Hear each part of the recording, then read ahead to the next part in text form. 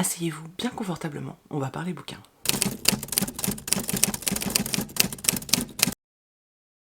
Le premier roman dont je vais vous parler, il s'agit d'un tome 4 des enquêtes d'Anna Swensen de Joanne Flunk. Voilà, donc il s'agit de Meurtre et Tarte au citron meringuée aux éditions Cherche Midi. Si vous suivez cette chaîne depuis quelques temps, vous avez déjà vu passer les autres tomes, les 3 premiers tomes. C'est une saga de Cozy Murder. Donc le Cozy Murder, c'est quoi? C'est des enquêtes très très soft menées par des personnes qui ne sont pas censées les mener. Donc par quelqu'un de lambda, vous, moi, la voisine, votre grand-mère, votre petit frère, peu importe. En tout cas menées par quelqu'un qui n'exerce pas une profession qui expliquerait qu'elle mène une enquête. Là, en l'occurrence, dans cette saga, on suit Anna Swensen qui vit dans une petite ville dans le Minnesota, aux États-Unis, et elle tient le Cookie Jar, donc qui est un café-pâtisserie. Elle est un peu entre guillemets au centre de la communauté parce que tout le monde vient au Cookie Jar pour se sustenter de délicieux biscuits et pâtisseries. Anna Swensen est une jeune femme célibataire qui vit avec son chat, qui la domine complètement, qui a une mère assez intrusive qui veut à tout prix la caser. Anna a aussi une particularité, c'est qu'elle tombe constamment sur des cadavres et elle ne peut pas s'empêcher de fouiner et de mener l'enquête. Une fois n'est pas coutume, dans ce tome-là, c'est pas elle qui trouve le cadavre, c'est sa mère, mais elle va quand même être amenée à mener l'enquête et à essayer de découvrir qui a tué cette personne et surtout pourquoi. Depuis le début aussi de la saga, on la suit dans ses aventures avec les hommes. En fait, c'est très présent, mais sans que ce soit lourd et sans que ce soit vraiment le sujet principal à chaque fois. En gros, Anna est un peu entre deux hommes, sans être vraiment avec eux, parce que finalement, elle ne sort avec aucun d'entre eux. C'est juste, on sent qu'il pourrait se passer quelque chose.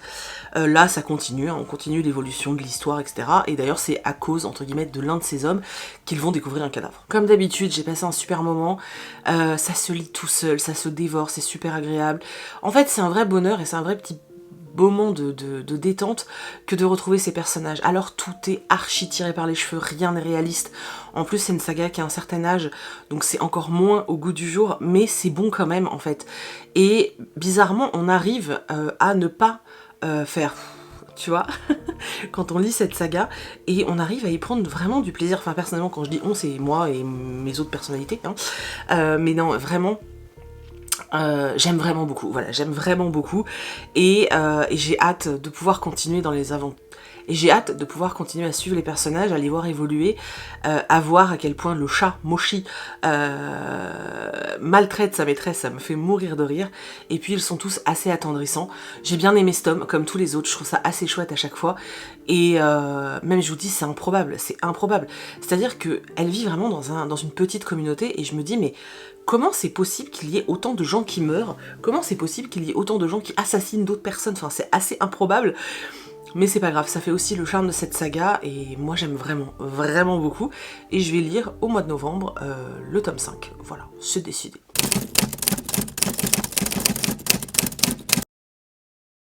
Je vais maintenant vous parler de Entre les lignes de Jasmine Guillory. Donc c'est un roman qui fait partie de la collection, je crois que c'est Modern Princess de Hachette Heroes. Donc ce sont des réécritures de contes mis réellement au goût du jour. Le premier était un vrai bijou, je l'ai adoré, ça a été une pépite. Du coup j'avais très hâte de découvrir ce deuxième tome, alors qu'ils sont des tomes indépendants puisqu'on reprend un conte à chaque fois différent.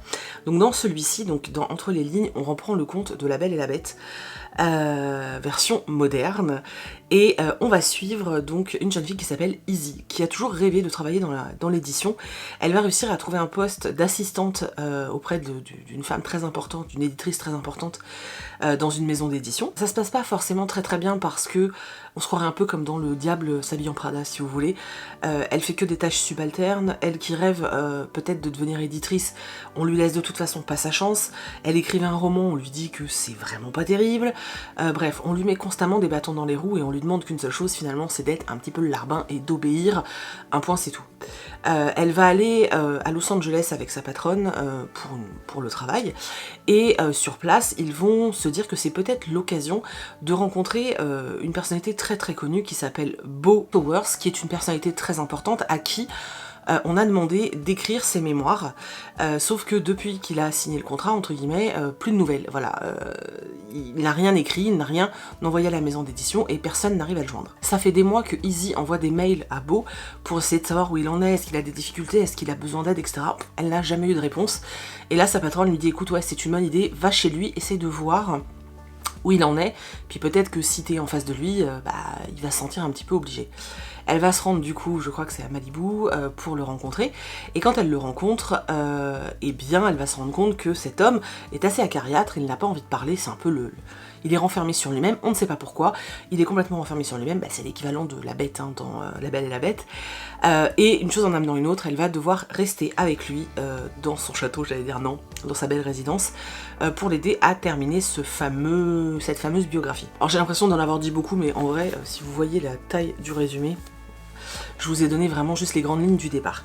Alors, c'était plutôt sympa, sauf que c'est vrai que dans le résumé et dans ce qu'on me vendait, on m'avait présenté ce roman comme l'histoire d'une jeune femme noire travaillant dans l'édition. Je m'attendais réellement à ce que ce soit beaucoup plus présent, qu'on parle peut-être un petit peu plus du racisme qui peut être présent dans ce milieu-là. Et en fait, on l'aborde, mais on l'effleure de très très très loin, j'ai trouvé, vraiment de très loin. Et ça m'a un petit peu déçue parce que c'est vrai que je m'attendais à ce que ce soit une thématique un petit peu plus présente. Maintenant, c'était une de mes attentes à moi, peut-être que je m'étais fait tout un cirque, je sais pas. En tout cas, c'est à ça que je m'attendais. L'histoire entre Beau et Izzy est assez sympa, ouais ça passe, c'est assez cool. Maintenant c'est vrai que j'ai tellement aimé le premier que celui-ci pour moi est légèrement en dessous. Maintenant on passe un très bon moment de lecture, c'est vraiment agréable à lire, ça se lit tout seul, c'est rafraîchissant et c'est assez chouette parce qu'on soulève quand même certaines problématiques et j'ai trouvé ça vraiment cool. En plus on est dans le milieu de l'édition donc pour nous qui sommes passionnés de bouquins c'est un plus clairement. Et voilà, c'est une collection en tout cas que je continuerai à surveiller de très très près parce que j'aime vraiment beaucoup ce qu'ils font. De toute façon, je trouve qu'actuellement, les bouquins qui sortent chez Hachette Heroes sont assez pépites, hein, que ce soit dans leurs différentes collections. J'avoue que ils me font tous envie, c'est un peu le drame de ma vie.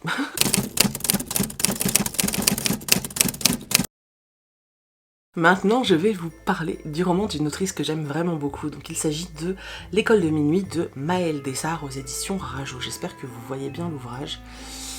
Voilà, déjà la couverture est incroyablement belle, le travail est divin. Et le livre est à l'image de l'autrice. Voilà, c'est une autrice que j'aime énormément parce que je trouve qu'elle a une plume déjà très reconnaissable et ça j'adore, et surtout elle est très drôle, à chaque fois il y a des punchlines super rigolotes, tu peux pas ne pas sourire au moins quand tu lis un livre de Maëlle Dessart, et là c'est beaucoup plus jeunesse que la saga qu'elle avait écrite, donc que Esther Parmentier. C'est vrai qu'au début je me suis dit est-ce qu'on va retrouver cette note d'humour, etc. Oui, on retrouve cette note d'humour et c'est tellement rafraîchissant, c'est tellement agréable, j'ai vraiment beaucoup aimé. Donc dans cette histoire, on suit Siméon qui est moitié humain, moitié vampire. Alors sa maman est vampire, son papa est humain, et il n'a pas forcément pris tous les bons côtés des deux catégories, j'ai envie de dire. Sa sœur, elle, est presque parfaite, hein. C'est un vampire surpuissant qui résiste au soleil, donc autant vous dire que voilà. Lui, malheureusement, il n'a pas hérité de ça, donc il est obligé de se protéger parce qu'il brûle au soleil, hein. Voilà, donc Siméon est mi-vampire, mi-humain, tout ça pour dire ça. C'est le moment de la rentrée, il va intégrer l'école de minuit et découvrir tout un nouvel univers. Il est assez intimidé par cette rentrée, surtout que comme je vous ai dit, sa sœur c'est un petit peu une star, surtout dans cette école, donc c'est vrai qu'il appréhende vachement d'y aller. Finalement, il fait sa rentrée et au fur et à mesure que le temps avance, il va découvrir qu'il y a des créatures assez exceptionnelles dans cette école, c'était vraiment très drôle. Et surtout, il va découvrir que certaines personnes, certains élèves en tout cas, disparaissent et que ça n'a pas l'air d'inquiéter beaucoup de monde. Sauf que le jour où sa sœur va disparaître, lui va vraiment prendre entre guillemets les choses en main et vouloir savoir ce qui s'est passé. Voilà. Pour le résumer, grosso modo c'est ça. C'était drôle, c'était frais. On est sur une histoire avec des monstres, etc. Mais qui terrorise pas, et en même temps on t'explique quand même qu'il y en a qui sont pas très gentils. Elle crée un univers qui lui est propre, une école qui est vraiment géniale. J'ai adoré, voilà, je peux pas vous dire autre chose que ça. J'ai trouvé que c'était drôle, c'était piquant, c'était rafraîchissant parce que c'est assez original, et on passe vraiment un super moment de lecture. Voilà, ça reste de la jeunesse, hein. Si vous aimez pas la littérature vraiment jeunesse, on n'est vraiment pas dans du young adulte, on est vraiment dans de la jeunesse. Donc si c'est pas ce que vous aimez, peut-être passer votre chemin parce que vous allez peut-être pas accrocher. Par contre, si vous n'aimez pas la jeunesse mais que vous avez des enfants à gâter dans votre entourage, enfin des préados, allez-y, parce que vraiment c'est génial. J'ai adoré, et comme d'habitude, j'ai hâte de voir ce que Maëlle est capable de nous sortir, parce que c'est vrai que déjà sa saga Esther Marvantier était d'une qualité vraiment assez incroyable. Ensuite, elle nous a fait un roman contemporain avec à un cheveu, et maintenant un petit roman jeunesse. Vraiment, j'ai hâte de voir ce qu'on va avoir par la suite.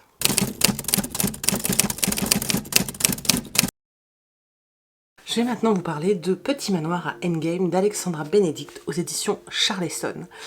C'est un roman que j'ai lu il y a déjà quelques temps quand même, puisque je l'ai lu dans le cadre des lectrices Charleston 2022, donc ça fait quand même un bout que je l'ai lu.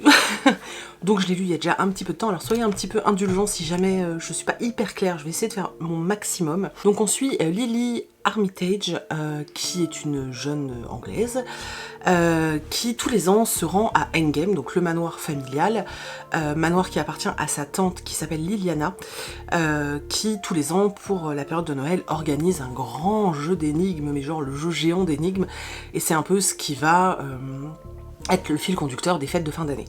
Sauf que cette année c'est assez particulier parce que donc Lily n'a pas forcément envie d'aller déjà à ce rendez-vous, mais surtout parce que Liliana est décédée et que c'est son exécutrice testamentaire qui doit organiser ce jeu géant, et ce qui est à gagner c'est l'héritage familial et notamment le manoir qui vaut quand même son petit pesant de cacahuètes, hein, soyons clairs. Donc toute la famille se rend au manoir, donc quand je dis la famille c'est les cousins-cousines en fait, avec leur +1. Donc ils se rendent au manoir et le but est réellement de gagner ce grand jeu d'énigmes pour gagner le manoir. Ils ont chacun une raison particulière pour vouloir gagner ce manoir. Lily est pas forcément au départ très partante, dans le sens où ça lui dit pas trop tout ça. En plus elle a une place, on le découvre au fur et à mesure, assez différente des autres dans la famille, et elle est pas trop tentée. Finalement elle va se laisser quand même porter et prendre au jeu, et elle va commencer à jouer à ce jeu en 12 étapes. Pendant qu'ils sont dans ce manoir, ils sont totalement en huis clos, hein. Ils sont enfermés à Endgame en fait, sauf que le jeu va plutôt mal tourner puisqu'on va assister à des disparitions et des morts. Donc en fait la réalité a rattrapé le jeu et ça devient un petit peu plus compliqué, voilà. Donc là tout le but du roman c'est de savoir, on est un peu comme au Cluedo quoi, tu vois, genre qui a tué qui, dans quelle salle, avec quoi. Voilà, on mène cette enquête dans un espèce de huis clos qui est donc ce manoir Endgame, et on essaie de savoir ce qu'il se passe réellement. Ça m'a fait penser un petit peu à du Agatha Christie et en même temps à un jeu de Cluedo géant. Moi j'ai passé un très bon moment, franchement j'ai passé un très bon moment. Je pense qu'il faut pas chercher toutes les incohérences parce que ça serait gâcher un petit peu sa lecture. Parce que forcément, enfin quand je dis incohérence, c'est pas au sein du roman en lui-même, hein, c'est au sein de ce qui est probable et improbable dans la vie en fait. Parce que oui, bien sûr, il y a certaines scènes, on se dit ouais mais non, en fait c'est pas possible. Bah oui, dans la vie de tous les jours c'est pas possible, mais à Endgame pendant un jeu géant, pourquoi pas. Moi j'ai passé un très chouette moment, je peux que vous recommander ce roman si vous aimez ce type d'histoire. C'était chouette, franchement c'était très chouette. Je pense que ceux qui aiment les cozy murder devraient aimer Petit meurtre à Endgame, parce qu'on reste un petit peu dans cette veine là, donc ça se lit vraiment très bien. Moi j'ai passé, je vous dis, un très chouette moment, je vais pas le répéter. Voilà.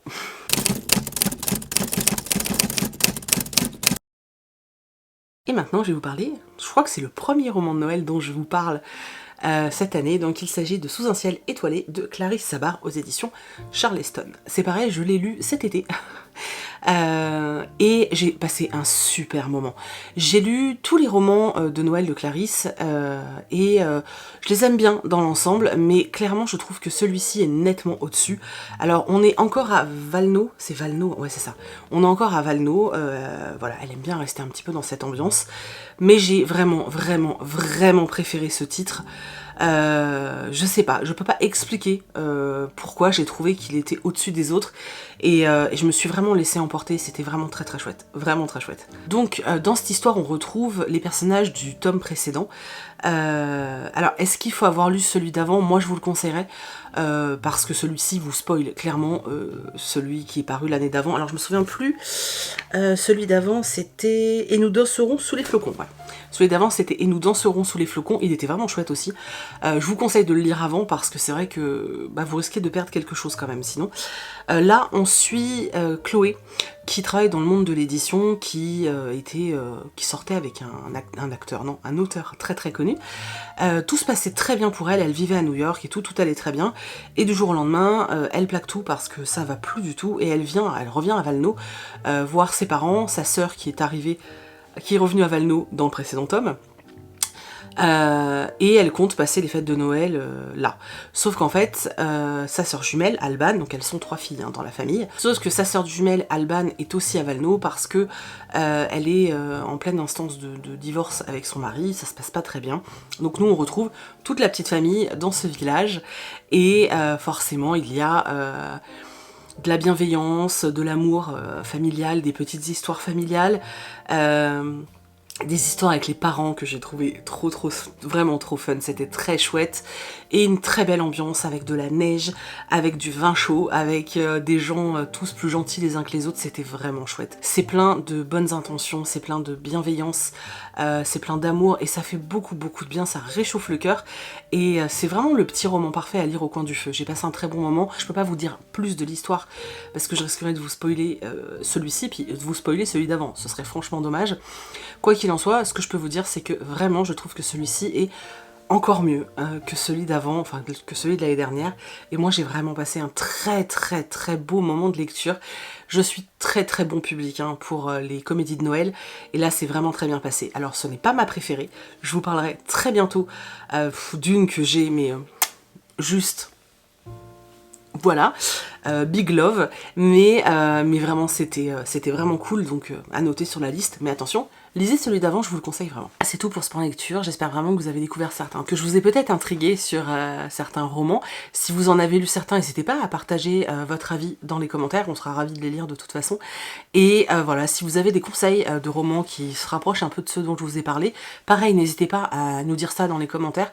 J'adore relever toutes vos idées, il faudrait que je vous montre un jour, j'ai toute une liste de tous les titres que vous m'avez suggérés, je trouve ça trop bien. Donc n'hésitez pas vraiment. Dites-moi ce que vous avez lu dernièrement, est-ce que vous êtes toujours dans les lectures horrifiques ou comme on est passé le mois de novembre, ça y est, vous avez fermé la porte des lectures horrifiques et ouvert votre cœur aux lectures noëlesques? N'hésitez pas à me dire ça, je suis très curieuse. Je vous remercie comme d'habitude de toute la force que vous donnerez à cette vidéo, vous êtes incroyable en ce moment. Vraiment, ça me réchauffe le cœur et je suis tellement contente de pouvoir partager mon amour des livres avec vous. Vous imaginez même pas à quel point ça me... Voilà, je suis trop contente. Donc vraiment, merci d'avance parce que je sais que vous allez encore laisser plein de commentaires et j'ai tellement hâte de les lire et d'y répondre. Merci d'avoir regardé cette vidéo jusqu'au bout, merci de soutenir tout ça et de ce fait de propager notre amour de la lecture à de plus en plus de monde. Je trouve ça fantastique, plus on sera nombreux à part les bouquins, plus le monde sera beau. J'en suis convaincue. Voilà, c'était la phrase de fin. Je vous fais d'énormes bisous. On se retrouve très bientôt dans une prochaine vidéo. Bye bye.